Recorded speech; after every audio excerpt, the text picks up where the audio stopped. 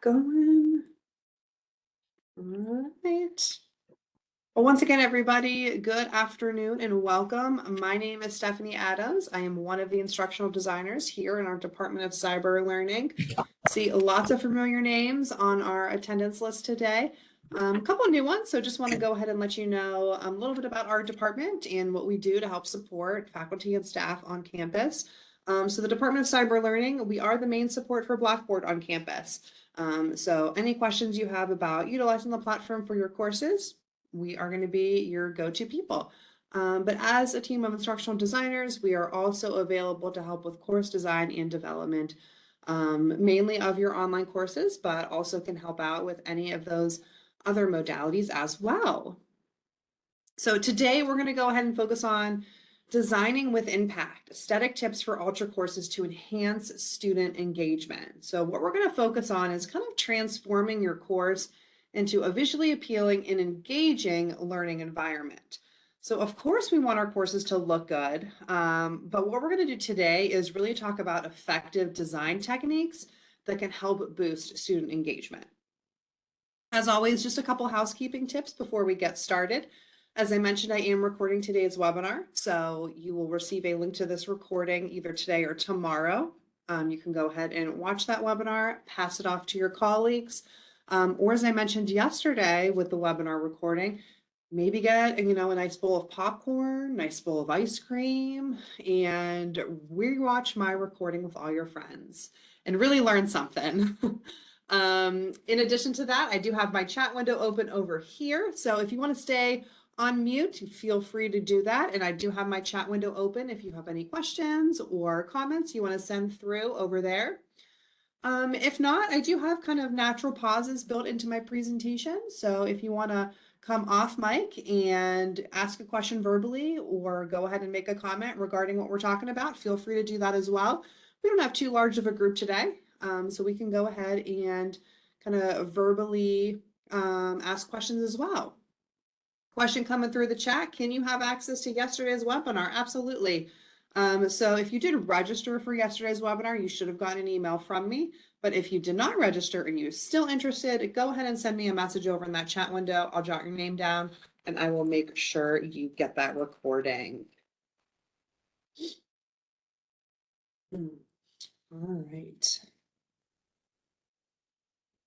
So just our agenda for today's webinar today. The first thing we're going to talk about is basically why do course aesthetics matter? Then we're going to jump into some instructional design theories, things that we're going to want to keep in mind when developing your courses. And then the last thing we'll talk about is Blackboard implementation ideas. So we're going to show some good examples of visual design and instructional design theories in a course. And I'll actually show you a short demo of one or two of the new features that have just been released within the platform within the last month. So here's my first question to get us started. Do visual aesthetics matter in a course? And do they affect the student learning experience? When we go through that course design and development process, sometimes the visual aspect of our courses takes a back seat. So I know as instructional designers, sometimes we're more worried with, does the course pass a rubric? Is it passing quality matters? Are we checking the right boxes when we're looking at our courses? We look at courses and we say, yep, these assignments do align with the course objectives, or they do align with the program objectives. But it really is more than that. I know when we go through our course reviews, I sometimes get caught up in those required items. It has to have this in the course. We want to make sure we have a link to technical support resources. But research tells us that good visual aesthetics do impact student learning outcomes. A good visual aesthetic can contribute to basically just an overall more enjoyable user experience. So when we talk about that, we think of navigation, readability, clarity. You can really never go wrong with a clear and organized course. 2 clicks for a student to access a PowerPoint is a very different experience than a student having to click 5 times and scrolling down a menu. Those are two very different experiences for our students. A good visual aesthetic also also reduces their cognitive load. So we're going to dive into cognitive load in my next few slides. But we want students to be able to process information easily and not get overloaded with any distractions. So anything that we can do in our courses to reduce clicks, reduce confusion, reduce searching, really all of that's going to add to the learning experience. Good course design also increases student engagement and motivation. First impressions are really everything, especially in an online course environment. So if a course is professional looking, students are going to think that this course is worth their time and they're going to be motivated. So something such as using effective visuals, effective videos, interactive items to break up that text in your course, that's really going to keep your learners engaged. And finally, good visual aesthetics supports learning and retention. So we're going to talk about, like I said, instructional design principles, but we're also going to talk about multimedia principles and how they can support learning comprehension and retention. So those are going to be really important to keep in mind as we're going through our course development. It's going to help our students process information better and to make their material more memorable.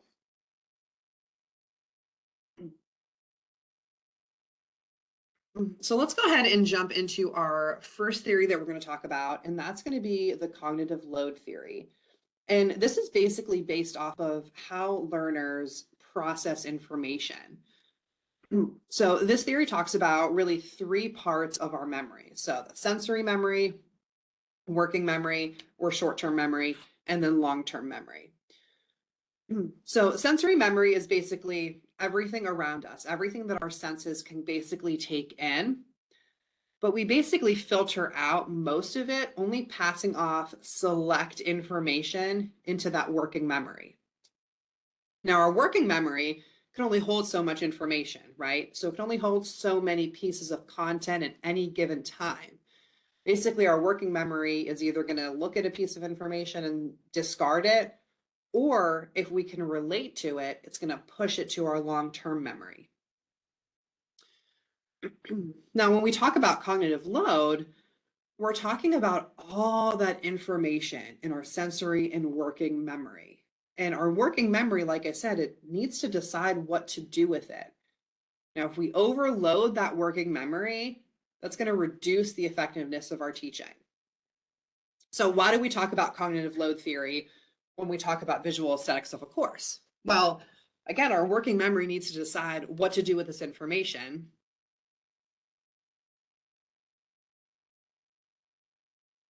Let me take a sip of water real quick.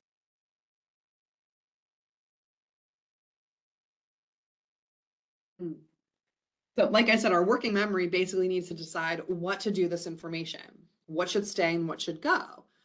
And one way to help our students is to make sure we have good visual aesthetics. So for example, let's say we have a lesson that uses PowerPoint with excessive writing, but also audio at the same time. This is a very popular way to present content. However, we can inadvertently generate excessive cognitive load for our students because now they have multiple senses trying to obtain information, and this could lead to working memory failure. So let's talk about a few things that can lead to cognitive overload for our students. And then if we have cognitive overload, that information isn't sticking around, it's definitely not going to make its way to long-term memory, which is really the goal of our teaching, is to move information from students' short-term to long-term memory. If we experience cognitive overload, that breaks down. So here are some things that can lead to cognitive overload. And as I'm going through these, I want you just to kind of think about your courses and make sure that some of these things aren't happening. The good thing is that if they are happening in your courses, and if you're seeing some of these things are familiar to you, that's how we can help out and take a look at your course with you. So the first thing is excessive content. Of course, too much information presented makes it difficult for our students to identify what is actually important. Now, as experts in your disciplines, I'm sure you would tell me that all of the information is important, and eventually it is all important. But try to remember what it's like to be a novice in your discipline, and we only want to present the most important information for our students. Something else that can contribute to cognitive overload is the overuse of multimedia. So, especially in online courses, we often see a lot of graphics, images, and videos or audio kind of overused. That can definitely be overstimulating to our students, and it can be distracting to have too much of that media and not enough text, surprisingly. So there kind of is that fine line between too much media or too much media that isn't tied directly to your learning objectives. And that kind of goes hand in hand with my next point is, do you have distracting content in your course? Because even if the content's interesting or you find an interesting video or an interesting graphic, we still want to make sure it's aligned to our learning objectives, because this content can just be distracting to students and take their attention away from the learning material that is important. Now, on my right side of the screen, a couple other things that can contribute to cognitive overload is disorganized content. So let's not have our students waste time or mental energy looking for your content. And that kind of goes hand in hand with my next point down, having a complex navigation. We want to make sure our students can navigate our course easily. Again, we don't want them to have to use their mental resources to find out where you put week 3 PowerPoint. So making sure our content is organized and we have an easy navigation.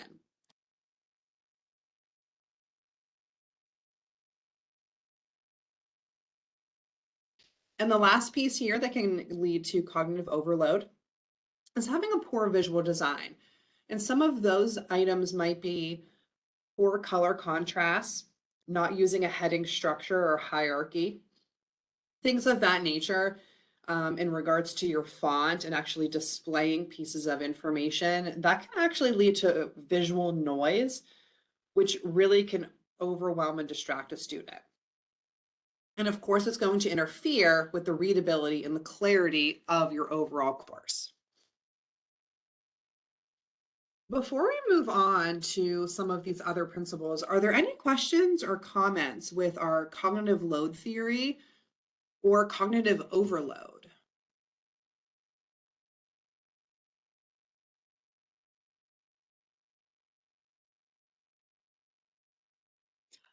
Stephanie, Yes. this is Donna.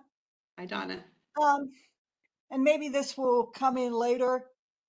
Uh, are there any ways that we can enhance? Like, for example, when I put my folders on my content page, I do put a little bit of instructional information and stuff. And I'm sure this is not an uncommon problem, but is there any way to increase the students' likelihood of actually reading directions? I'm hoping everyone else is kind of laughing with me because we all know that Oh, yeah, students tend to not read. We'll that's go right. ahead, once we jump into Blackboard, I'm going to go ahead and show a few font styles, heading styles, things of that nature that might help. So I'm going to go ahead and make a note here to make sure that I show some of those things. Okay, thank you.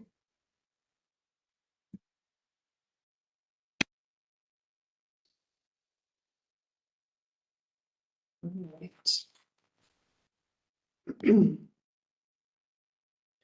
So the next thing I want to talk about is the principles of multimedia learning.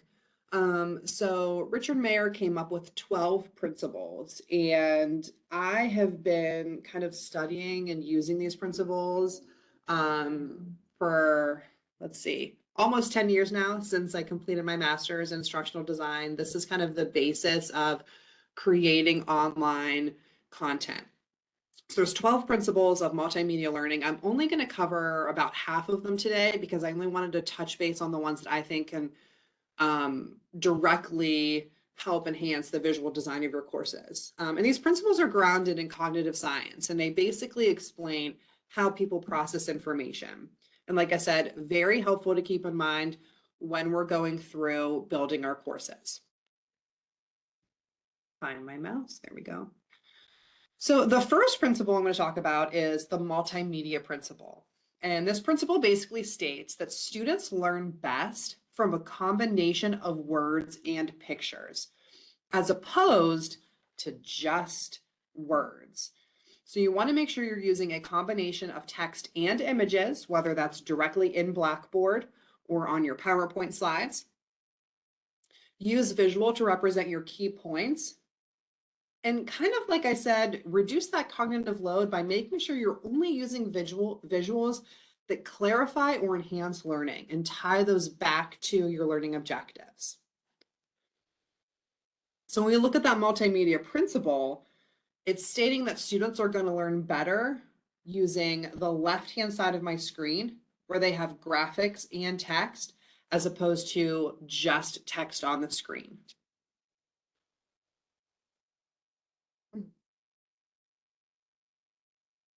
The next principle I want to talk about is the coherence principle. And this states that students learn best when unnecessary information is excluded rather than included. So again, that kind of goes back to making sure that everything we're putting in our course is aligning back to those learning objectives. We're not just adding things to add them. We're not just using images because we like them or using videos because we like them. Making sure we're doing away with all that irrelevant information or fluff. And again, this is just another graphic representation of students are going to learn better with the left side of the screen as opposed to the right side, where you're going to have additional graphics or information that really isn't adding to the learning environment.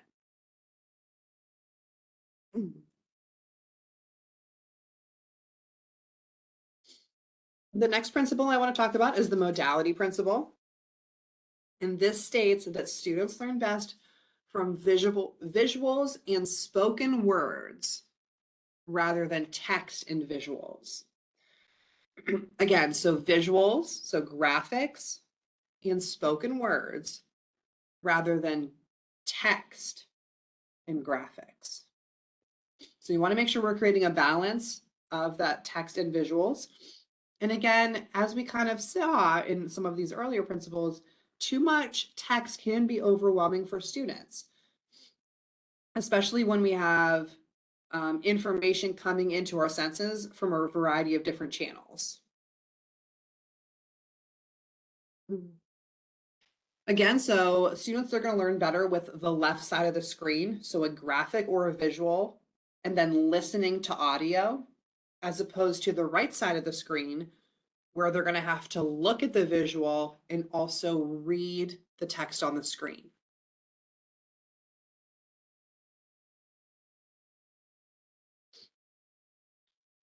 The next principle is the segmenting principle. And this states that students learn best when content is segmented. So this is something that's very easy to do in Ultra with the ability to create learning modules and folders, but organize your content into manageable chunks so we don't overload our students with 10 videos at once or 10 PowerPoints at once. If you can break that into more manageable chunks, even visually for the students, that's going to be helpful and help them learn better. So you can see this example on the screen here talks about, let's learn about the details of this phase. And you can see on the screen, they can actually go through, you probably can't see it too well, but the students can actually kind of go through at their own pace, as opposed to being shown all the information at once.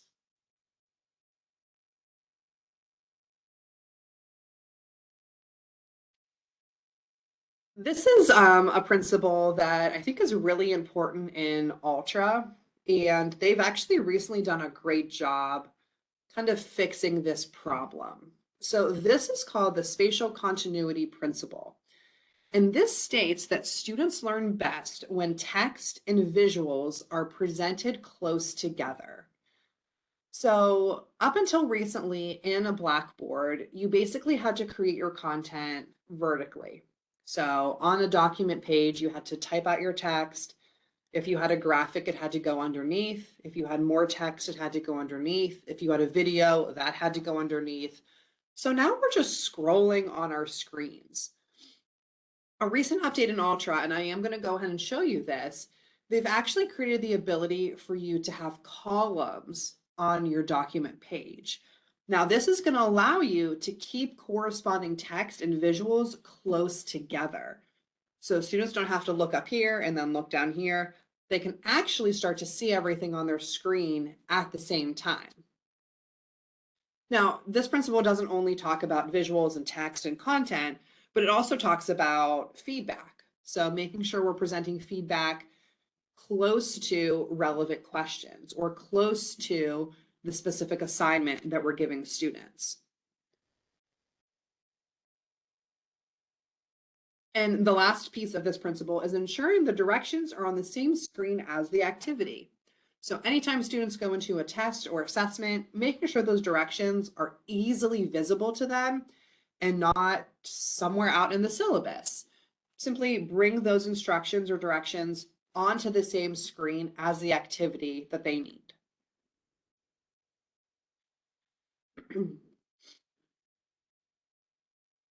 I'm not a big fan of this particular example here, and I do have one built that I'm going to go ahead and show you. But in this case, you could just see that the text is located near the image as opposed to far away, and that's going to help students learn better. And then I think this is the last principle I'm going to talk about. This doesn't have too much to do with visual aesthetics, but I did want to put this in here. This is called the personalization principle. And this states that students learn best when content is spoken or written in the first person and in conversational tone. So a question that I got a lot in spring of 2020, when a lot of faculty were recording their lectures, a lot of the questions I got was, well, I'm recording my lecture, but I kind of mess up towards the end and I have to start all over again. And I would tell them, rather, I would ask them, well, when you're teaching in the classroom, sometimes you mess up, sometimes you fumble your words, sometimes you might say the wrong thing and you have to backtrack. That's normal everyday language and conversation. So when you're recording those videos or you're recording audio or you're recording a short introduction for your students, use that same type of language because it's going to help them learn best. And this principle says so.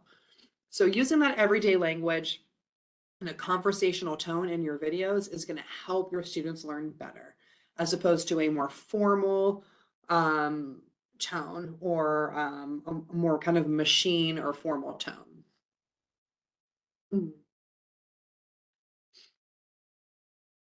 All right, so before we jump into some Blackboard examples, does anyone have any questions about any of these principles that I just went through?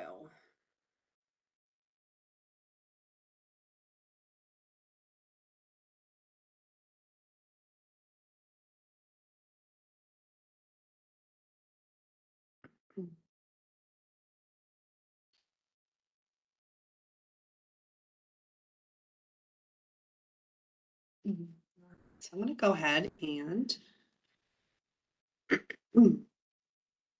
all right, so let's go ahead and jump into Blackboard. And I want to go ahead and show some key design features that are kind of tied back to those instructional design principles that we talked about, keeping cognitive load theory in the back of our minds as I show some of these. So the first concept I want to talk about is creating a consistent course structure. So this goes back to several of the principles we talked about. Creating an easy to navigate, clear course is going to positively impact your students' learning experience. So you can see here on the screen, I have consistent module titles throughout my course. And then within my modules, I have consistent titles as well. And if I go to the next module, I know exactly what I'm going to see because each module is set up fairly similar. So my students really only need to learn what I'm doing really one time during that first week, and they'll know what to expect in the following weeks. So now they don't have to search for information. They don't have to relearn how I'm setting up my content every week. Everything is going to be, like I said, fairly similar from one week to the next. Let's go ahead and jump into one of our modules here. Because the next thing I want to talk about is text formatting. So I'm here on a Blackboard document, and there's only a few font style options in Blackboard. So there's definitely not a ton of features here on this editor toolbar, but I highly, highly, highly recommend using some sort of heading hierarchy. So you can see they do have a heading, a title, a header, a subheader, and a paragraph. So making sure that you use these within your documents here and within any of content that you're going to put in Blackboard, so your students have an understanding of how you're organizing your content. I know this seems like a very simple thing, but the number of times that I go into courses and I'm not seeing a heading hierarchy makes it very difficult to read and have a clear understanding of the content. This is just going to help guide your learners' information or guide their attention throughout your module here.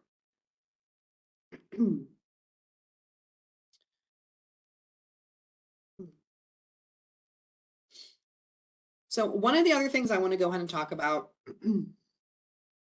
is the new document page. So again, this is a document, but you'll notice now I have 2 columns here and I have 4 columns here.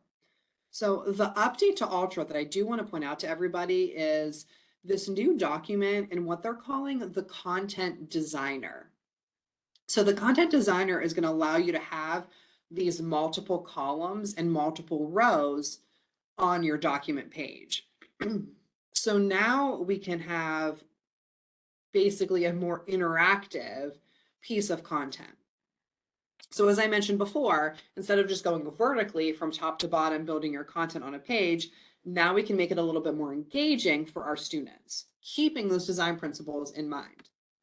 So let me go ahead and kind of show you how I built some of this, because of course you can see here, this is already built, but I want to go ahead and kind of start from the beginning and show you how to use this content designer. So I'm going to go ahead and select the plus sign and choose create. And then from our panel on the right-hand side, we're just going to choose document. So nothing different up until this point. We're going to go ahead and name our document. And you'll notice in the center of my screen, I now have the option for these different types of content blocks. That's what they're calling them. So I'm going to go ahead and just choose content for now. This is going to be my basic editor toolbar. Oops.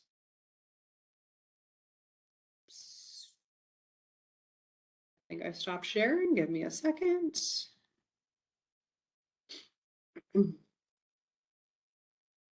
There we go.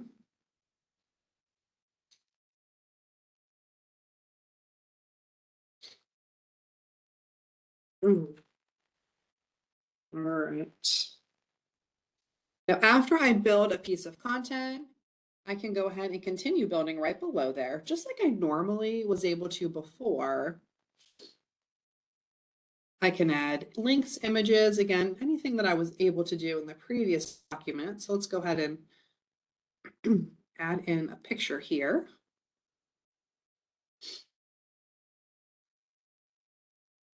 Find my penguin. There he is.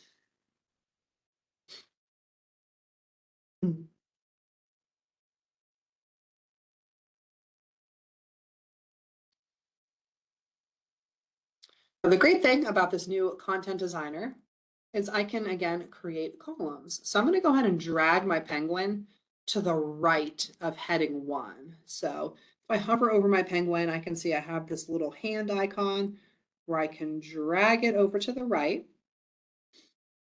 And then notice I can make it 2 columns, 1 column, or 3 columns. And then my heading one is now only one column. So now this gives me not only the ability to create really a more engaging piece of content, but now I can have content kind of intermixed with my audio, my video files, my image files, as opposed to just a vertical top to bottom.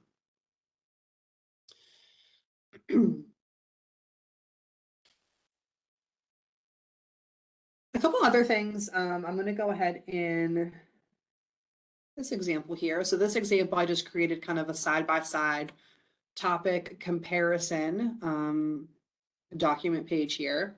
But kind of shifting gears from our heading and our text and our font styles, let's shift gears over a little bit to images.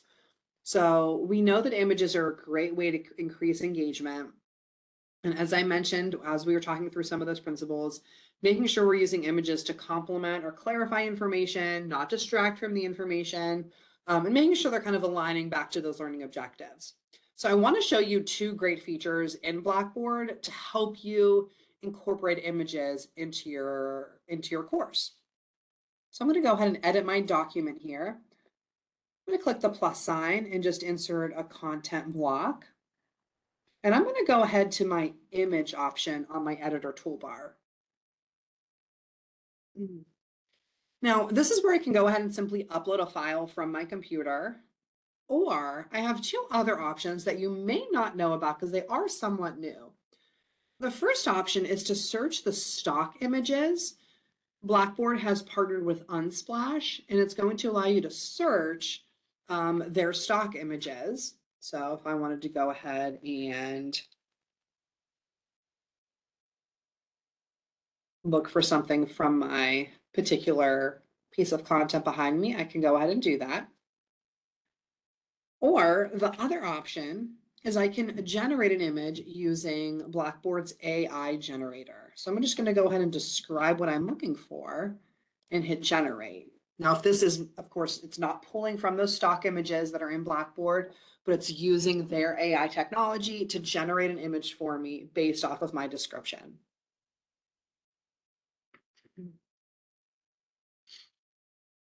So go ahead and give that a couple seconds. And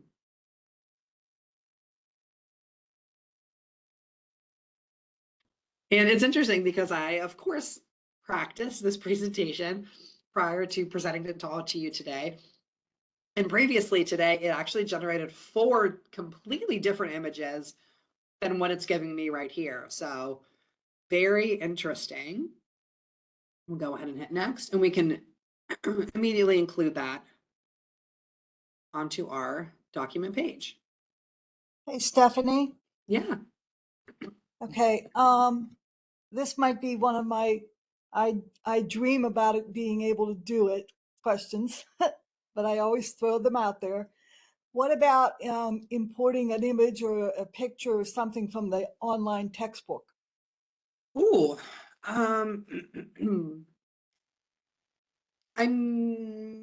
If you are able to download that image out of the textbook, you'll be able to upload it here. But that would be the only way I would say you'd be able to get that image into this document So I'd here. have to get the image onto my computer. Yeah, yeah. And depending on the publisher, if you have an ebook, you might be able to link directly to the textbook page that has the image. But that would be kind of something we'd have to look at with you. Okay. Is it illegal to do a screenshot and paste it in there? Is that what the problem is? You know, I'm in criminal justice. I need to know what's legal and not legal. I don't know that answer. I'm staying hands off on that one. Okay, pleading the fifth. Okay, that's fine.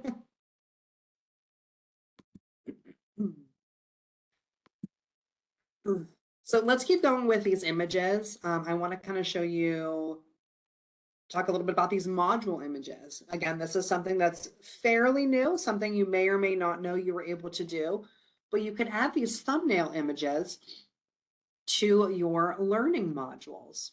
So for module 2 here, all I would have to do is edit my module itself. I'm going to scroll down to the bottom. add an image. And again, I'm going to have those three options where I can go ahead and upload from my computer, search the stock images in Unsplash, or generate an image. Now you will notice when I do add an image to a module, it makes the module taller. So you can see the difference between module 1 and module 2. So when I immediately come to my course here, I'm seeing module 1 and module 2, and then I have to scroll to see the rest of my content. So you can imagine if I have a module image for every single learning module, my students are going to have to scroll a lot, and there's going to be a lot of extra white space on my screen. So I do like to use module images sparingly. I don't like to put module images in just because it's a new feature in Ultra. I want to make sure that when you're using module images, it's for a specific reason or purpose, making sure the images are either relevant to student learning or providing some sort of visual cue for your students. So here's two great examples of how faculty here at YSU are using module images. The instructor on the left is using their module images as visual cues for the students, so they can easily see where they are within their modules. And the instructor on the right is using relevant images for their modules. So I can see that last, in the lower right corner, that last module is going to contain videos because they are using kind of that typical YouTube style icon for the videos. Again, this is a great feature in Blackboard. It is relatively new, but don't use module images just because it's there and it's shiny and it adds images to your content page. You can see it also adds a lot of white space, and it's going to force your students to scroll more to have access to the content and to the other modules. For those module images, do we have to do alt text or something in accessibility for that? Yeah. So there is going to be an option for alt text in there, but I think there is also a checkbox for if it's just a decorative item. So you can see there, this particular item, you can just mark them as decorative. Honestly, at that point, if you're marking multiple things decorative, to me, that means they're not really adding to the learning objectives.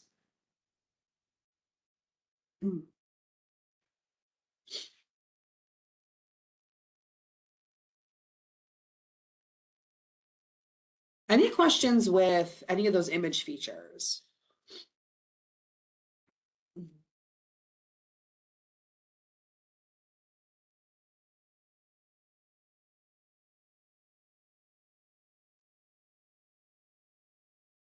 All right, so the next thing I want to go ahead and show you is really that difference between, excuse me, let me go ahead and clear my throat again.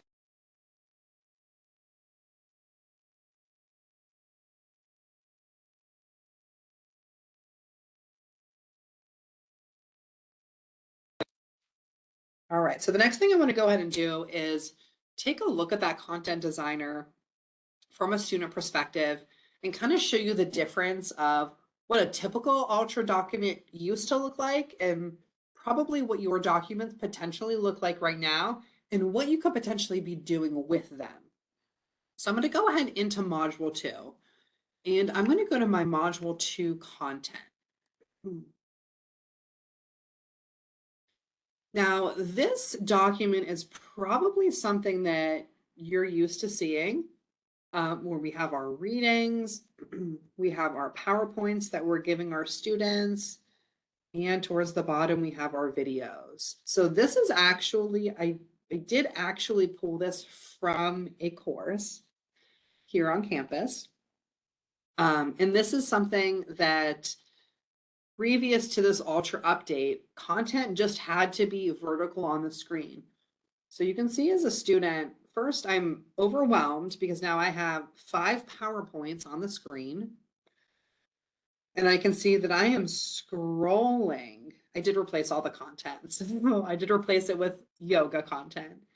So you can see I'm scrolling because I have a lot of videos to watch. So as a student, this is a lot of information. Definitely cognitive overload is happening. So let me show you what this looks like with really just about 20 to 30 minutes of me working with the content. So you can see I've added a better heading structure and hierarchy. I've added my video with my PowerPoints over to the right-hand side. And I've also added a question. So now my students can read or watch a little bit of content, and I can ask them a question. So this is also a new feature in Blackboard. This is called a knowledge check. This knowledge check will not go into your gradebook. It does not award points as of yet. It's just an opportunity for you as the instructor to provide formative assessment to your students directly in your content. So now instead of presenting my students with 5 PowerPoints, and I think there were 6 videos, my students are now watching 1 video, 2 PowerPoints, and they're being presented with a question. I can hit submit, and I can see as a student, this is incorrect. And that feedback can be adjusted and customized, so whatever you want to put there. And as a student, I can go to my next page in my learning module. And now I'm watching another video. I can see I have 2 more PowerPoints and another question. So this is a very different student experience as opposed to here are the 5 PowerPoints you need to read this week, and here are the 6 videos. My instructor has now broken it up into really 2 separate pages, broken up the videos, broken up the PowerPoints, and added an interactive element where I can answer questions based off of the content that I just reviewed.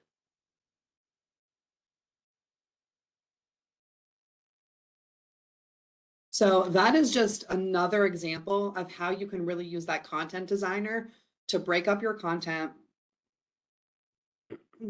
add in some interactive elements such as those knowledge checks in order to help your students through that learning experience.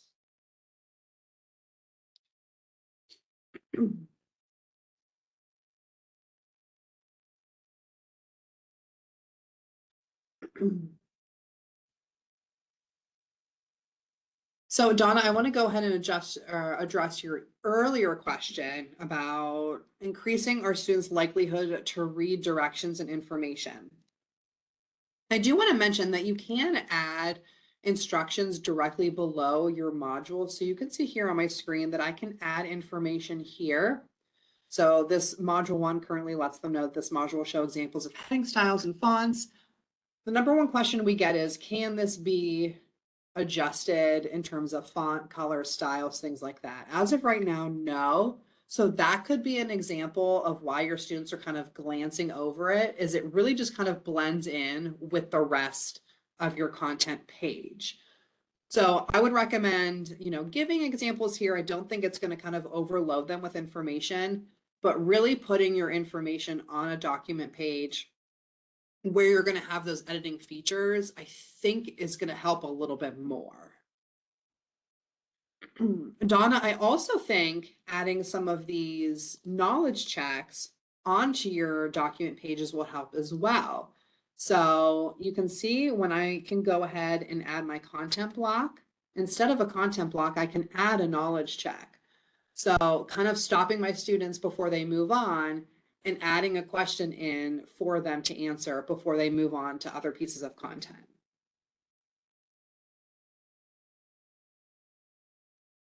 Stephanie, I was thinking that that knowledge check could even be, when is this due?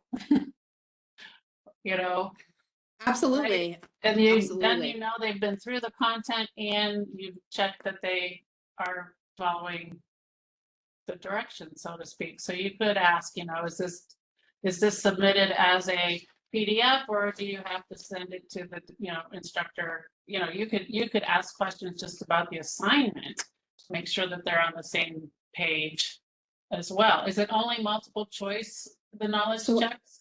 Yes, as of right now, it's only a multiple choice, and you do have to have a correct answer. Yeah. Right now. And again, this was just released at the beginning of this month. And so we haven't really heard too much feedback from Blackboard or even other universities yet in terms of how they're using it. But I know for myself, I can think of, I think it was in this particular module. No, I'm gonna go ahead and find it. Let's see. Yeah, it'd be cool if there was one that says, do you have any questions or something like that? Yeah. Or just asking their opinion. Yes. Oh, I right. think it's right here. Right Let me or go wrong, ahead gotcha. and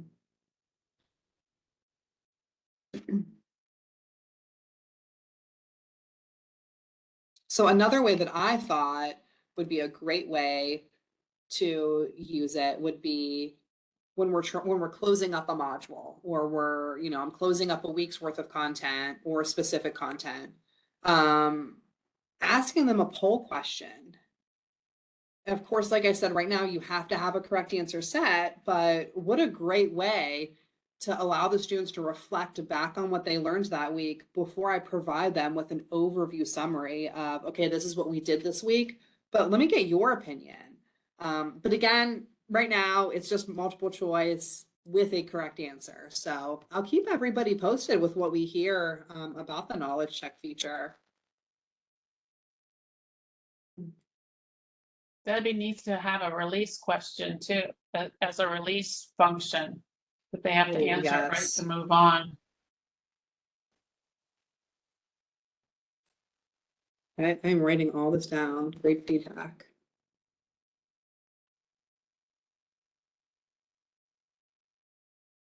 All right, so the last thing I want to do, I do have just a couple screenshots that I wanted to show. We've kind of already talked about some of these things, but I just wanted to show a couple screenshots that I pulled from some courses. Again, using consistent titles throughout your course, not only for your modules, but within your modules. Making sure you're using images and videos sparingly and making sure they're being tied back to your content. Here's a great example of using that content designer and putting content side by side. So this is actually from a course that we developed here within our department. Previous, this is how it looked. So there was paragraph text and actually talked about the screenshot below, but you had to continuously scroll to be able to see the screenshot. But then I often found myself scrolling back up to read the text. If I can put it side by side, now I'm addressing one of those principles of multimedia learning, keeping our text and visuals close together. All right, folks, that is everything that I have. I want to go ahead and see if anyone was able to take anything away from this session, anything that you think that you can kind of implement immediately into your courses. Again, I have that chat window open. If anything stuck out to you that you want to mention, or feel free to come on mic and talk about any of those principles that we talked about or examples in the course.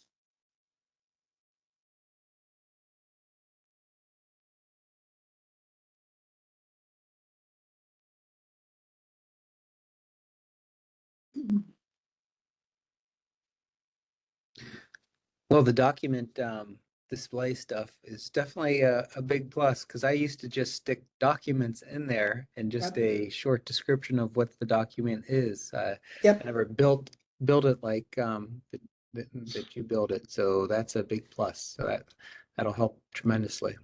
Yes. So like I said, that was just released. I think it was the beginning of this month. And what we're trying to do internally here is to create some templates for all of you, because there are a lot of different ways that you can present your content, right? And there's a lot of different options in there. So what we're trying to do is create some templates that you can just kind of plug your information in. So you can start to use that content designer. I've been kind of thinking about incorporating more of my own audio. In other words, for each week, each module that I do, I give them like printed overview of instructions and things like that. And I thought, well, it might be more effective to do that as an audio. for the students to click on. Absolutely. And, you know, one of the principles that we talked about was first that personalization principle. So, you know, students are going to learn better when information is presented to them, you know, from a first person account and in that kind of everyday language, whether it's spoken or written, but adding that personalization, and that's also going to increase your instructor presence in the course. And that's not going to take too much time from your end. And it's definitely not going to overload them because one of the other principles we talked about is that students learn best from spoken words rather than text. So keeping that modality principle in mind is, again, students learn best from visuals and spoken words rather than visuals and text. So now we're kind of hitting both of those. Now, is there an actual function in Blackboard to do the audio? There currently is not. They are coming out with a feature, I think, where you'll be able to record and automatically upload. But right now it's not available for everybody and it's only in their test environment. And we're actually not sure if that's something that would be free in our platform or a paid feature. So we'll definitely have to go ahead and take a look at that. Yep. And so Rosalind just put in the chat, you can use the WebEx LTI that's currently in Blackboard and make a recording there and it will automatically go into your course. So a couple different options right now. Okay, I may get back to you individually on that. Absolutely. Okay. Couple questions in the chat. So knowledge check questions are a great idea. Absolutely. Like I said, that was just released maybe 2 weeks ago. So definitely get into your courses and kind of play around with that feature. It's such a small feature, but it can make such an impact for your students because they have that level of interactivity. They don't have to go through all of your content and wait for the assessment at the end of the week or at the end of the unit or topic. You can give them those formative assessment items throughout the content. And another question, how does the side-by-side feature affect students' experience when using mobile devices? Great question. So if you remember on that content designer, I can actually have 4 columns of content if I wanted to. The great thing about that content designer is they built it to be automatically responsive to basically tablets and cell phones. So the experience is going to automatically adjust what they see in their course based off of what device they're on. So that content designer is responsive.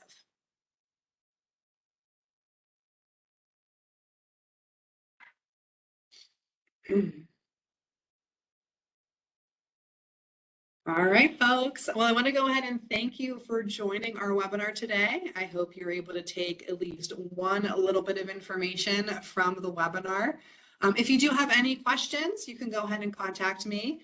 And if you want me to go ahead and look in your course and just kind of rework anything a little bit, I'm happy to do that based off of those instructional design principles and theories that we talked about.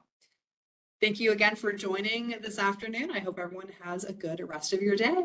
Thank you.